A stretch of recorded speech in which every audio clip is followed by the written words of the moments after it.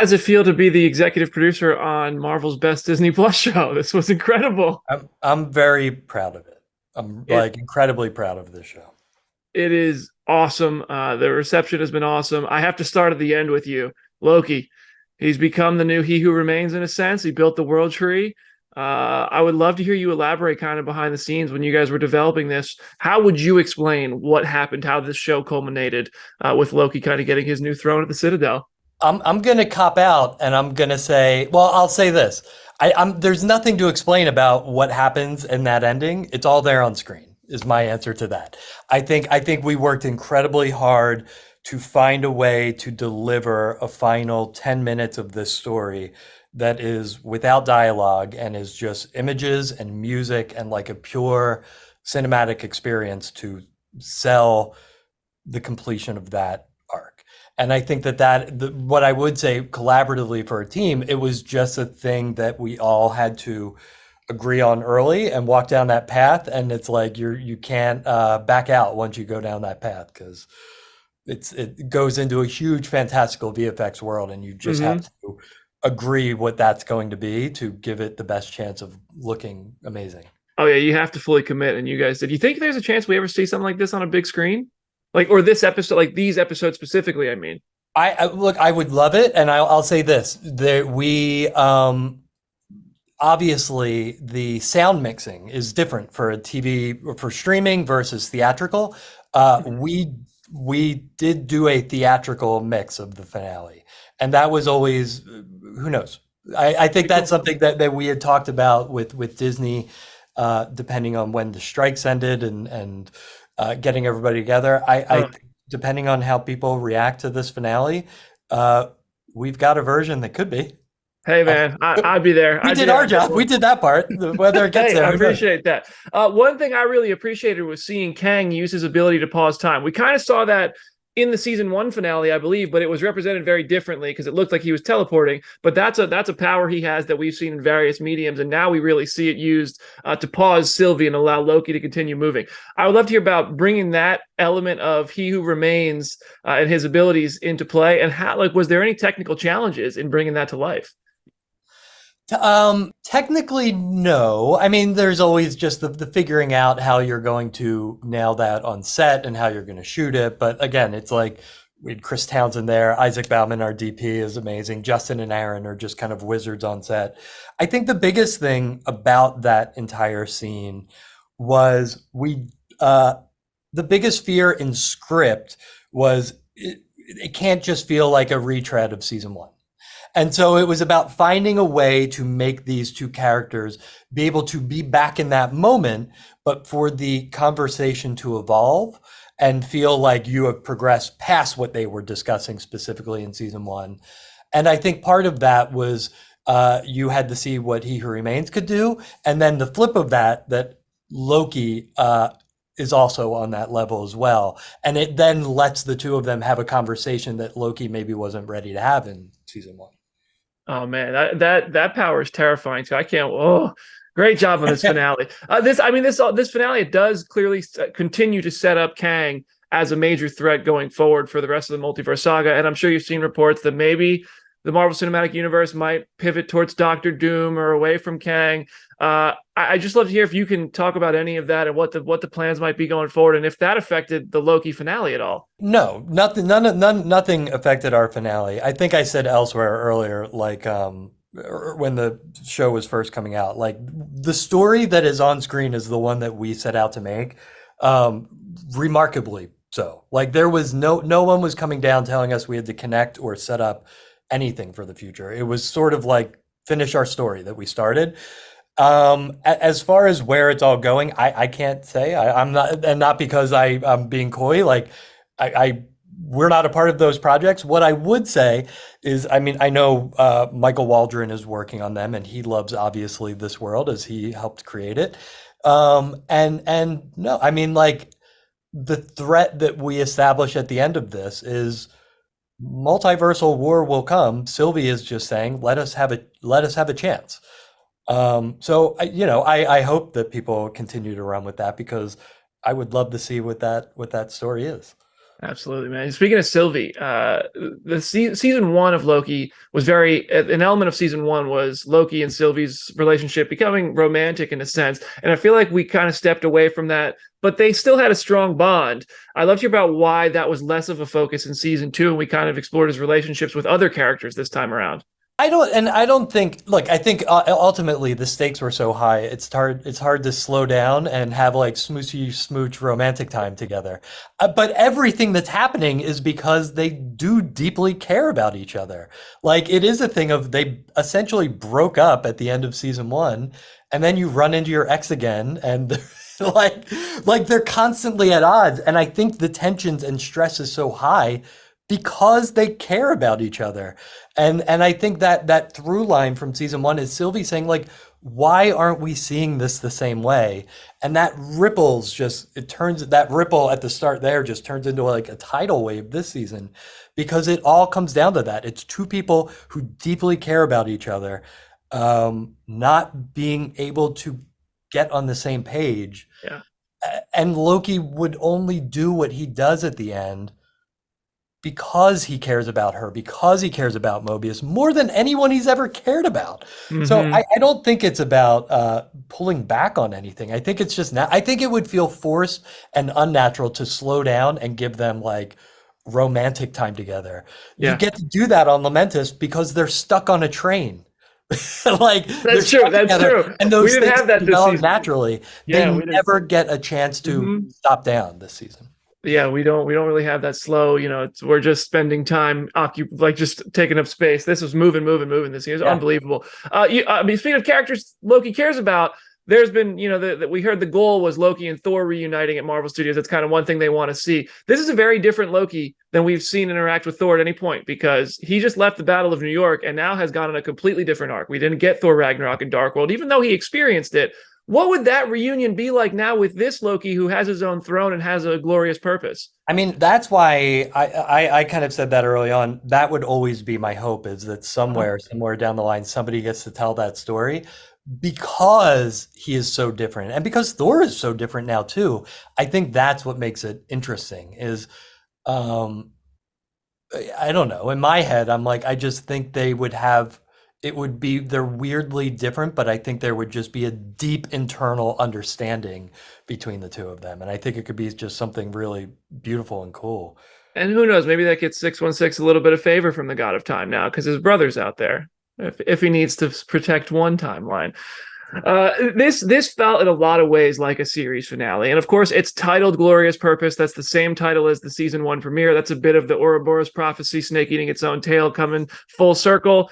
Is this the end of Loki as a series? Do you think there's any chance at season 3? Do you have any idea what's next that you could speak about? I will say this. I said it, and I know Eric Martin kind of repeated it. We did treat this like a closing of the book. Season 1, one chapter. Season 2, another chapter.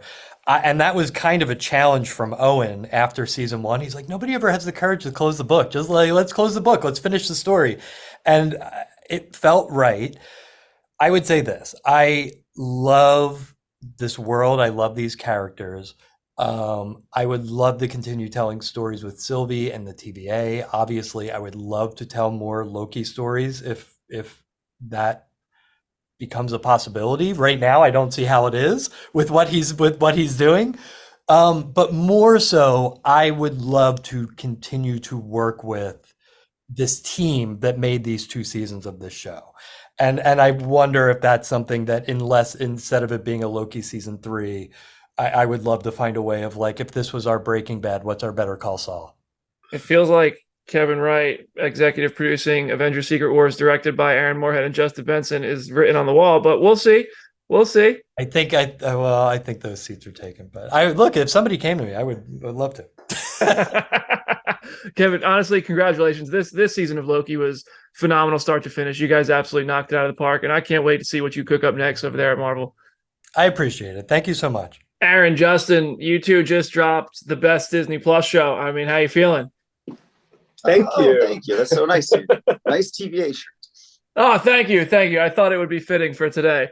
Thank you for the excellent season of Loki. Congratulations. I think I got to see the first 4 episodes early, and they ended on that insane cliffhanger. And now, finally, having filled in 5 and 6, much like season 1, it kind of takes a turn and goes like in this crazy new direction for the final couple episodes, and has a really satisfying finish.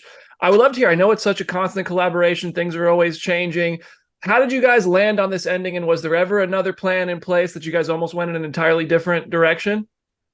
Well, that's a very good question. Why is that a good question, Aaron?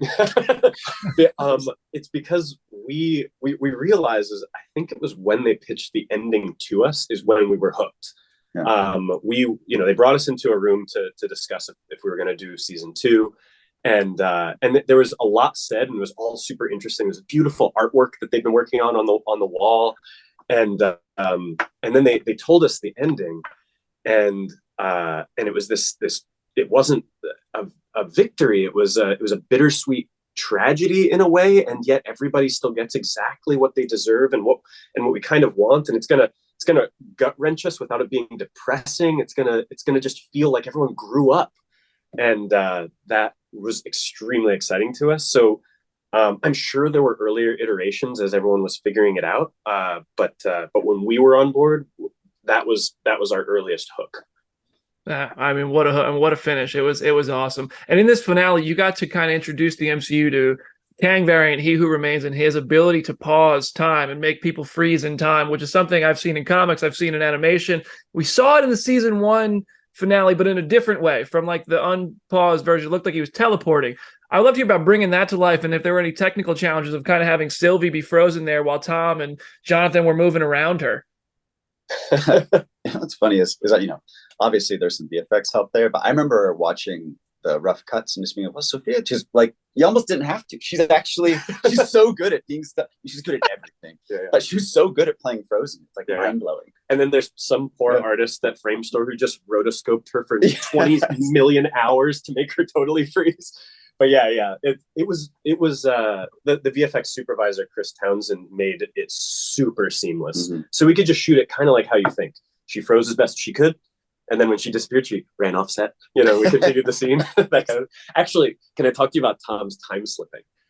Because every time he time slipped, he had to time slip 20 different ways every single time he did it, in and out. And Tom always committed 8 billion%. And it was also really funny because if we're doing it, I'm just going to keep going. If we're doing a scene and he had to time slip out, but the scene continued, he would go, yeah, and then he'd freeze, and then he'd scamper as fast as he could to the sidelines, and it was so fun. Release the time slipping cut. Put that on the 4K Steelbook when it drops in like 3 years. God, yeah, we'll just watch Tom time slip for 20 minutes. OB's warehouse, when he was the author in the branch timeline, the bones of that room are very familiar to the bones of his room in the TVA. And I'm wondering if that's intentional, if we are to interpret that as like, oh, maybe that is kind of the origin of how this all came to be. I mean, that's the brilliance of Kazo right there. Mm-hmm. It was obviously also a brilliant director who did episode 3. Tell me I got that right. You got it. Okay. Yeah. The numbers start to drift. Yeah. But no, that's his brilliance. That was such a cool set. You know what's funny is there's a joke that's like blink and you miss it in there that I just love, which is he's like, I'm a sci-fi author, and Loki's like, I'm doomed. And he's like, but this is really embarrassing. I also have a PhD and I have to work at Caltech or something like that. It's like exactly what you need, and he's so embarrassed by having a PhD instead of being a sci-fi writer. Speaking of writers, I mean, this might be a question for Eric, but I would love to hear from you guys on this one, because in the final moments there's a line that mirrors the dialogue from Thor 1, where Loki says to Mobius and Sylvie this time, for you, for all of us, and he says that to Odin in Thor 1, and that clearly is mirroring, how far Loki has come since he was on that villainous path at the end of Thor 1. For you guys, what did you guys want us to take away in a moment like that shows who this character has become now in the season 2 finale of Loki? That he's this person, or he's not a person. He was for many movies and many episodes of a TV show, he was slowly becoming not just the antagonist of the show, but gaining this humanity. Then that final moment, you see he's fully gained his humanity, but that now he must sacrifice it for a greater good. I actually that line was something we were working with on the day. And it didn't originally have the callback to Thor. And Tom, as we were doing a lot of takes of it because we knew it was his last line in the show. And Tom said, what if we did a callback to the very beginning? And Wow. we did I think one take of it, and we were like, that's it. Amazing. I'm interviewing him on Monday. I'm so glad you told me that because I'm going to bring that up. Thank you. Tom, in addition to being one of the nicest people on the planet, Tom is the greatest Loki historian on the planet. Yeah. That's good to know. It's always better when the actors really, really care. That makes everything better. Amazing resource. That's cool. One thing we've noticed in following Marvel Studios through the years is that once they develop a good relationship with filmmakers, they love to keep them in-house and put them on the next project. You guys are the latest example, coming from Moon Knight, now to Loki, going on to Daredevil. I'm just going to put this out there. There's a movie culminating all of this, Avengers Secret Wars. I mean, having done multiverse stuff now, it's a little movie. It's supposed to be, it rhymes with Schmeekrit Schmores. So I want to see, is that something you guys are interested in? Is that like, are you guys interested in going on to movies once you're done with Daredevil? You know what's funny is we come from independent feature films, so we come from movies. There's absolutely no telling what our future holds. I mean, it's hard to say.